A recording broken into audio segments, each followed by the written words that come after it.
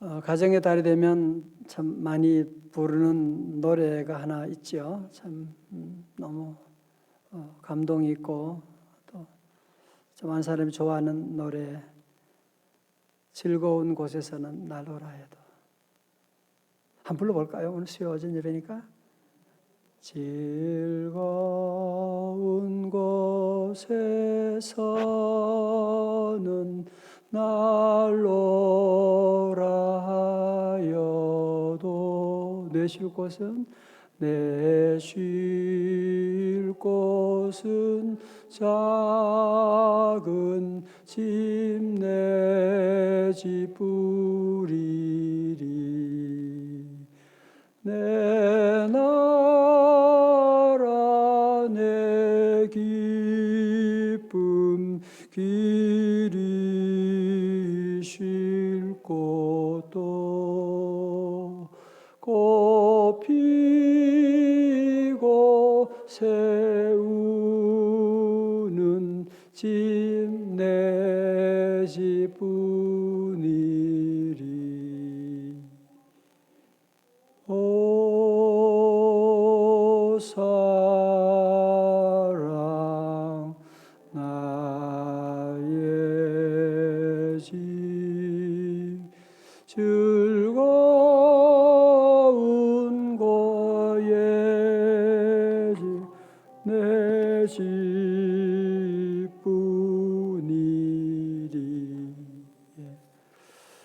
즐거운 곳에 아무리 나를 불러도 거기에 쉼이 있고 거기에 행복이 있는 것이 아니라는 거죠. 참다운 쉼은 내 집, 작은 집, 여기가 아무리 대통령을 하고 아무리 뭐 한다고 해도 그 가장 귀하고 내가 쉴 곳은 내 집, 작은 집이다. 이 노래를 작사한 잔 하워드 페인이라는 사람인데요.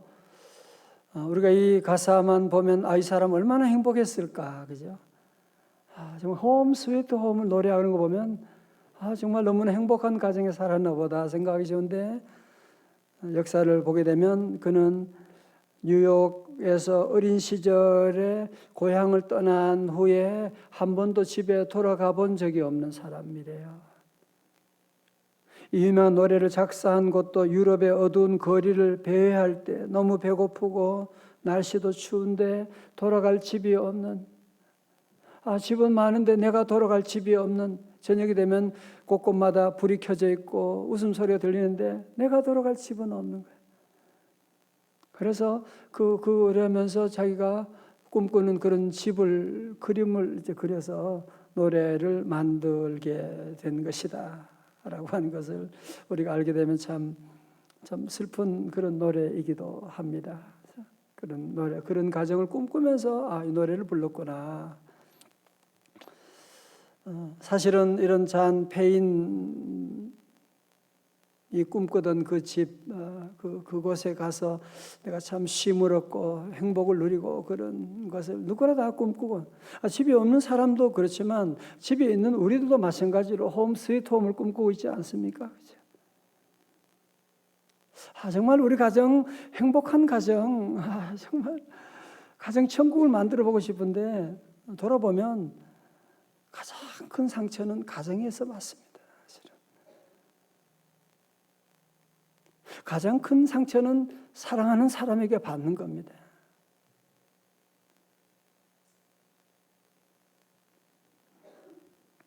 이번에 전 세계를 놀라게 한 사건이 하나 있었죠. 빌 게이츠가, 모두가 다 존경하는 빌 게이츠, 세계 제1등 부자, 그분이 가정이 깨어진 인혼을 발표하게 되는, 우리가 볼 때는 그렇게 돈 많고, 제가 미국에 있을 때 빌 게이츠가 살고 있는 베링햄, 어디야 거기가, 시애틀에 있는 그 집이 저택이 있는데 그 저택 안으로 제가 들어가 본 적은 없어요. 아무도 가본 적은 없는데 하여튼 그 집은 대단하다고 얘기는 들었어요. 스위치하게 되면 전부 전자화되고 자동화가 되고 하여튼 그런 집에 살고 있는데, 이렇게 불행했다고 하는 우리 아무도 몰랐는데 이번에 또 이제 드러나게 되고 부끄러운 창피한 얘기들이 막 그냥 나오고 있는 것을 보면서 그렇게 대단한 집에 살면서도 왜 그렇게 불행했던가 말이죠. 자, 보세요. 여러분, 그러니까 우리 인간의 실존 가운데 우리 인간은 아무리 자기가 집이 좋아도 대저택에 살아도 집이 없어도 모두에게 우리 인간은 하나님으로부터 온 존재이기 때문에 우리는 그래서 모두 다가 하나님의 나라를 다 그리워하는, 그걸 다른 말로 하면 종교심이라고 말하는 거예요. 여러분도 여러분 집에 있으면서 그렇게 좋은 집에 살면서도 그렇게 집이 때문에 행복한 건 아니잖아요. 그죠? 그게 아파트가 40평, 50평이라고 해서 행복하고 그게 없을 때는 있으면 참 좋지만 있어 보면 그게 그거고 별거 아니거든요. 그죠? 자, 여러분, 그러므로 우리 인간의 삶은, 우리 인간은 하나님의 형상을 따라 지음받은 존재이기 때문에 우리의 고향은 하나님의 나라이기 때문에 우리는 그 고향을 다 그리워하고 있는 겁니다. 모든 사람들이 그 고향을 그리워하고, 우리의 참다운 구원은 탕자가 집으로 돌아가는 것밖에 없습니다. 그래서 우리가 아버지 품에 안길 때에 참다운 평안을 누리고, 어거스틴 얘기 들었지만 그가 33살에 주님 만나고 32살에서 주님께 돌아와서 그가 고백록을 쓰면서 무슨 얘기했어요? 내가 주님 안에서 참다운 평안을 누리나이다. 그래서 세상의 별의별 기쁨, 별의별 것도 다 해보고 마셔보고 놀아보고 방탕하게 살아보고 그의 마지막 인생의 고백이 뭐냐? 내가 주님 안에서 참다운 기쁨을 누리나이다. 전 우리 성도들이 더 이상 이런 불행을 연습하지 말고 하나님 말씀을 여러분이 기준으로 삼고 그렇다. 우리 아들이 금메달 따면 내가 행복할까? 우리 남편이 사장 되면 행복할까? 자꾸 그런 생각 가지 말아요.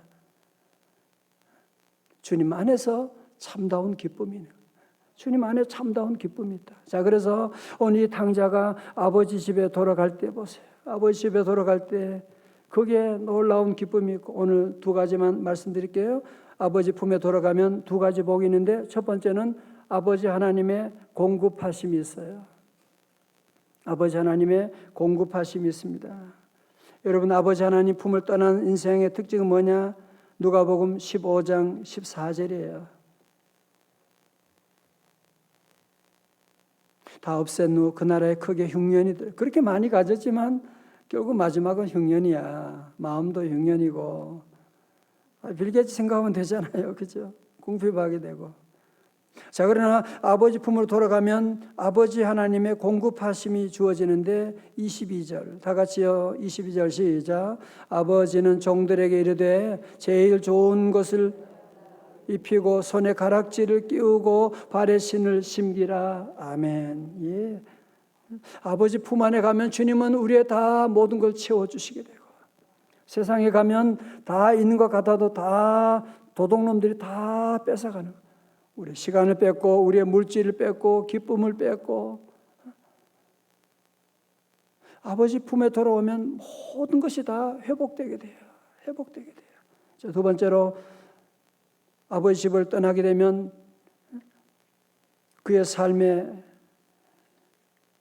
아버지 품에 돌아오면 기도가 달라지게 돼요. 기도가. 여러분, 그 전에 기도는 뭐냐? 누가복음 15장 12절에 보면 그 둘째가 아버지에게 말하되 아버지여 재산 중에서 내게 돌아올 분깃을 내게 주소서. 영어로 Father, give me my share of the estate. Give me, 달라 이거지. 빨리 주세요, 아버지. 빨리 주세요. 자, 그런 기도했는데 맨날 거지 같은 기도, 달라고만 하는 기도였는데 이제 아버지 품에 돌아온 다음에 그는 기도가 바뀌었어요. 19절에 지금부터는 아버지 아들의 일컬음을 감당하지 못하겠나이다. 나를 품꾼의 하나로 보소서 하리라 하고, 여기서는 영어로 Father, 방송해주셔서 감사합니다. Father, make me like one of your hired men. 나를 품꾼의 하나로 보소서. make me라고 하는. 여러분, give me하고 make me가 다르죠, 그죠? 어떤 사람은 늘 기도 제목이 give me, 하나님 give me 초콜릿, 김미 이렇게 이게 나쁜 건 아니에요. 그러나 여기에 머물러 있으면 우리가 탕자가 되기 쉬워요. 하나님 안 주시잖아 자꾸. 다 주셔야 되는데 뭐야 이거. 우리 아들 이번에 대학 떨어졌는데 뭐야 이거. 막 그냥 불평이 막 생기게 돼. 이제 우리의 기도가 바뀌어져서 Father make me.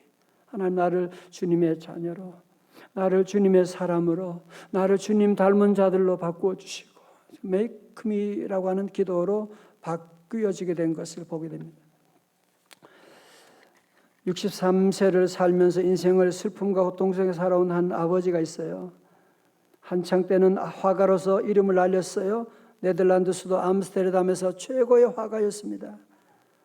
당대 거물들이 앞다투어 초상화를 그려달라고 부탁받을 정도였는데 그의 인생의 내리막길이 비탈길이 내려가는데 먼저 아들 잃고 이어서 큰딸이 세상을 떠났고 곧이어 작은 딸도 목숨 잃었고 이번에는 아내가 숨을 거두었고 정말 너무 슬픈 일이죠.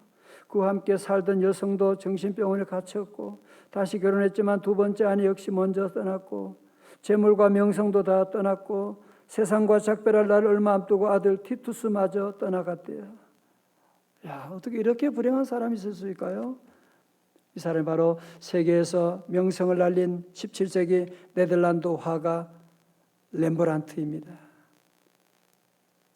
어떻게 보면 정말 다 읽고 이제는 모든 것 잃어버리고 내 인생이 뭐야? 하나님이 어디 있어? 라고 할 수 있는 그때에 도리어 그는 하나님 아버지의 사랑을 생각하는 거예요.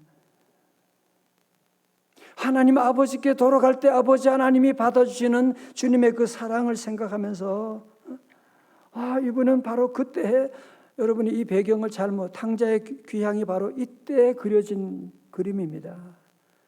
그 주일날은 얘기를 다 못했는데 수요 예배 오신 분들은 진짜 복이 많은 분들이에요. 주일날 얘기하지 말아요 그분들에게. 속상해할라. 수요 예배 오지 그러면. 우리 시간이 없어가지고 한번 그 그림을 제가 부분적으로 조금 보겠어요. 그래서 그 렘브란트의 이 탕자의 귀향이 바로 그때 그려진 거예요. 그런 아픔 가운데 그려진 거라니까요.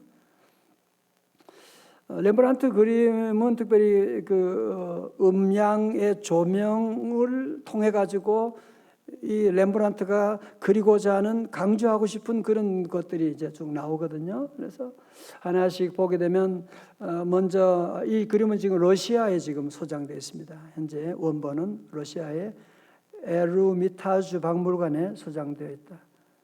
같이 가요? 여기 한번 같이 러시아도 한번 같이 가봐야 되는데. 코로나 풀리면 하여튼 봅시다. 먼저 보면 그 아버지의 얼굴이 보면 참 그 얼굴이 좀 다 구겨져 있고, 그죠? 아버지의 눈도 보면 좀 부분적으로는 볼 수가 없는. 예, 감사합니다. 아버지의 눈도 보면 초점이 없는 흐릿흐릿한 그런 모습을 가지고 있는. 무슨 얘기하는 거냐? 아버지가 그 아들의 허물을 보지 않는다 그 얘기예요. 무조건 사랑하는 거지. 나는 너의 허물을 보지 않아. 아버지는 초점이 아들 이렇게 다 가려져 있고 그러면서 허리도 이제 굽어져 있는 그런 모습을 가지고 있고 아버지는 눈으로 말하는 것이 아니라 특별히 이 렘브란트는 손으로 아버지의 그 마음, 아버지의 사랑을 얘기하고 있는데 조금 이제 그림을 보이나요? 오케이. 예. 여러분 보시게 되면 자세히 보게 되면 제가 언제 새벽 집회 때 한 3년, 4년 전인가요? 이거 그림 해서 다 나눠준 적이 있었는데 갖고 계신 분 아마 있을 거예요. 지금 다시 안 해줘요. 여러분 그림을 보시게 되면 양손이 이제 다르잖아요, 그죠? 그래서 왼손과 오른손이 왜 이렇게 다르지? 한 사람인데, 그죠? 그러니까 왼손은 아버지의 손이다 그렇게 말해요. 오른손은 반면에 무슨 손이겠어요? 어머니의 손, 부드러운 손으로 얘기하는 거예요. 우리 하나님께서도 마찬가지로 때리시고 어루만져. 하나님께는 아버지의 손이 있고 어머니의 손이 있습니다. 때로 하나님께서 우리에게 따끔하게 야단칠 때도 있으시고, 때로는 아버지 어머니의 손으로 우리를 감싸주시는 그 위로하심, 나를 그 모든 내가 허물이 있음에도 불구하고 나를 덮어주시는 그런 어머니의 손길이 있어서, 특별히 렘브란트 그림 가운데 여기에 조명이 엄청나게 세게 가 있지 않습니까? 그죠? 그 아들, 그 당자 보세요. 당자는 왜 이렇게 머리가 다 빠졌노 저렇게? 완전히 거짓골을 하고 이렇게 오고, 신발을 봐요. 신발 좀 보여줘봐요. 신발인지 뭔지 지금 다 지금 발을 저렇게 하고 있고, 마지막으로 한 가지 보면 옆에 있는 큰아들 폼을 한번 보겠어요. 큰아들 누군지 알겠어요? 모르겠고 어디 있어요? 큰아들 보이죠? 제일 오른쪽에 보면 이제 큰아들 얼굴에 이제 조명을 이제 비추고 있는 거예요. 거기에 밝게 그리면서 큰아들이 아주 눈을 지금 감고 이거 얘가 어디라고 또 와가지고, 여러분 큰아들은 지금 속상한 거예요. 왜 그런지 아시죠? 왜 그럴까요? 금전적으로 생각해봐. 아버지 재산을 마지막 돌아가실 때 되면 어떻게 돼요? 유산을 또 나누어 줘야 되는데, 형 몫이 두 몫이고 이제 아들이 둘째가 한 몫이거든요. 그러면은 지난번 다 썼으니까 그거는 다 지워진 거고, 또 마지막에 또 아버지 돌아가시면 유산을 또 내 것도 뺏어갈 거 아니야, 제 자식 저게. 또 그런 속상함도 있고, 또 이해가 안 되는 거지 아버지가. 자, 그리고 마지막으로 보면 이 손이 있는데, 양손을 겹치고 있는데 이 밝은 손과 어두운 손이 있어요. 그죠? 근데 어두운 손이 밝은 손을 덮고 있는, 미움이 사랑을 덮고 있는, 새끼 저거 그냥 또 어디서 무슨 짓 하고 와서 장녀들과 놀아나면서 지가 보지도 않았으면서 그런 얘기 하잖아. 그죠? 그래서 그런 얘기를 하고,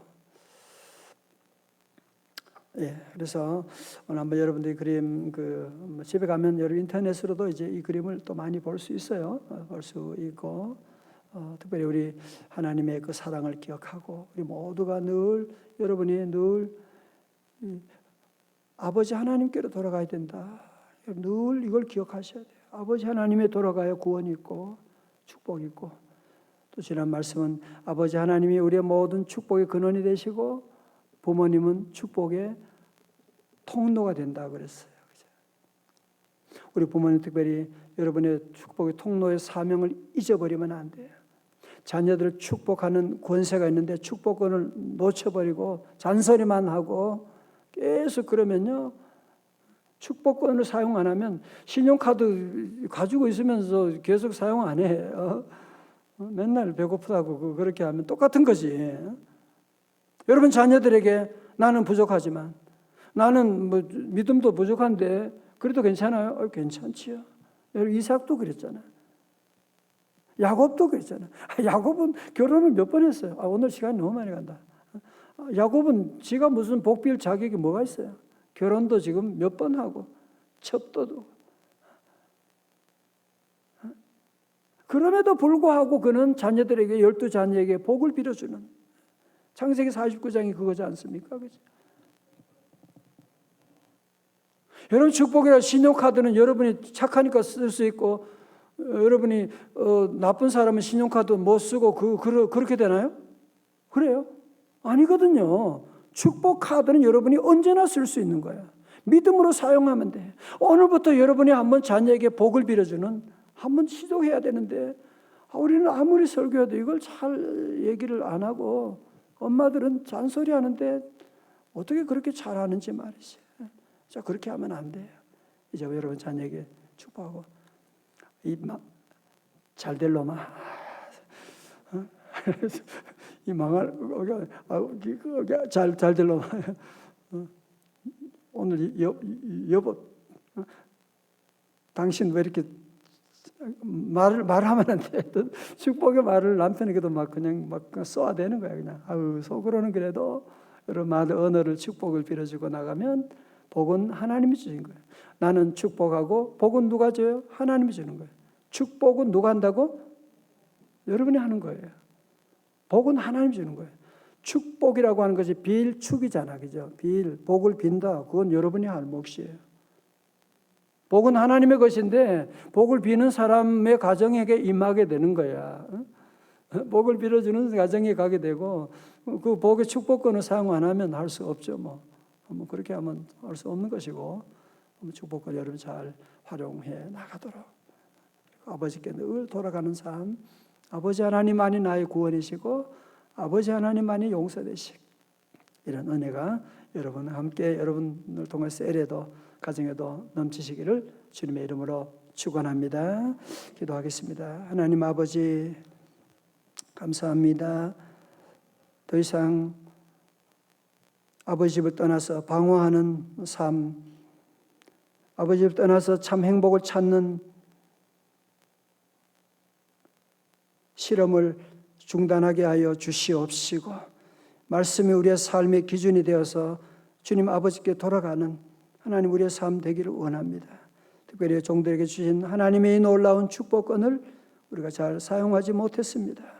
용서하시고 이제부터 나는 부족하지만 자격이 없지만 주님 약속의 말씀 의지하여 야곱처럼 이삭처럼 축복하며 나가길 원하오니 우리 자녀돈 손들에게 축복의 물꼬가 트이게 하여 주시옵소서. 예수님 이름으로 기도드리옵나이다. 아멘.